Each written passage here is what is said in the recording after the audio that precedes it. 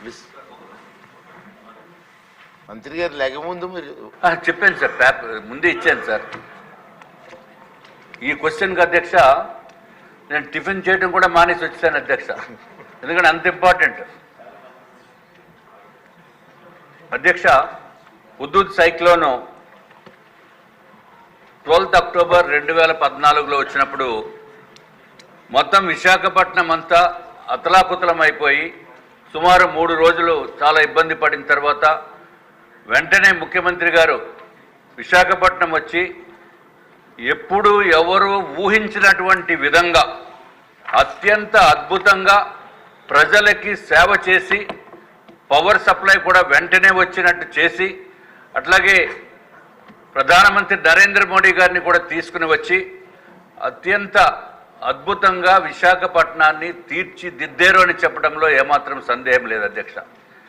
అట్లాగే మనకి 4 రోజులు 15 రోజులు ఆ రోజు అప్పుడు ఇబ్బంది పడిన మాట వాస్తవం విశాఖ ప్రజలు, అట్లాగే నార్త్ కోస్టల్ ఆంధ్ర ప్రజలు కూడా.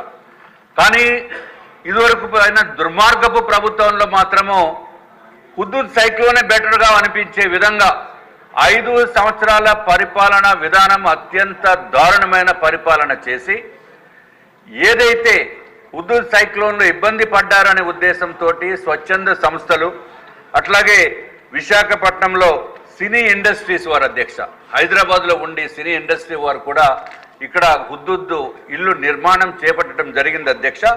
దాంట్లో బక్కన్నపాలెంలో వారు 350 ఇళ్ళు నిర్మాణం చేపట్టారు, అన్నీ రెడీగా ఉన్నాయి. కానీ దాన్ని మాకు నార్త్ నియోజకవర్గంలో అప్పుడు నేను ఎమ్మెల్యేగా ఉన్నాను అధ్యక్ష. ఎమ్మెల్యేగా ఉన్నప్పుడు ఆ ఇల్లు బక్కన్నపాలెం మధురవాడలో సినిమా ఇండస్ట్రీస్ వారు కట్టిన ఇల్లు నార్త్ నియోజకవర్గానికి కేటాయించడం జరిగింది అధ్యక్ష.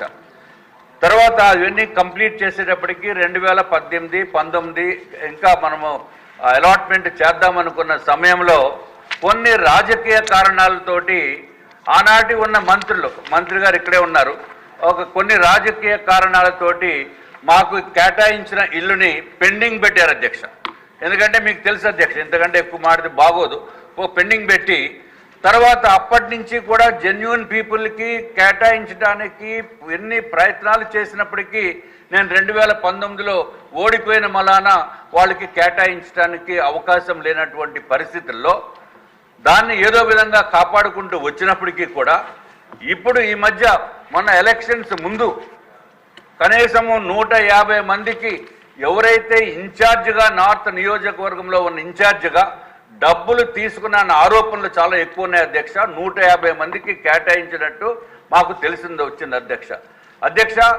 డెఫినెట్గా దీనిపైన ఎంక్వైరీ వేసి మిగిలిన ఇల్లు ఏదైతే ఉన్నాయో ఆ ఇల్లుని ఇంకా పెండింగ్ పెట్టి ఇమీడియట్గా మంత్రివర్యులు కొంచెం దయచేసి చూసి నార్త్ నియోజకవర్గానికి ఏదైతే కేటాయించారో వారికి ఇవ్వవలసిందిగా లేకపోతే ఆయన అక్కడ పరిస్థితులు చక్కదిద్దిన విధానంగానే దేశమంతా చూసింది, ప్రపంచం అంతా చూసింది అధ్యక్ష. ఆ రోజు ఆయన చాలా ఫాస్ట్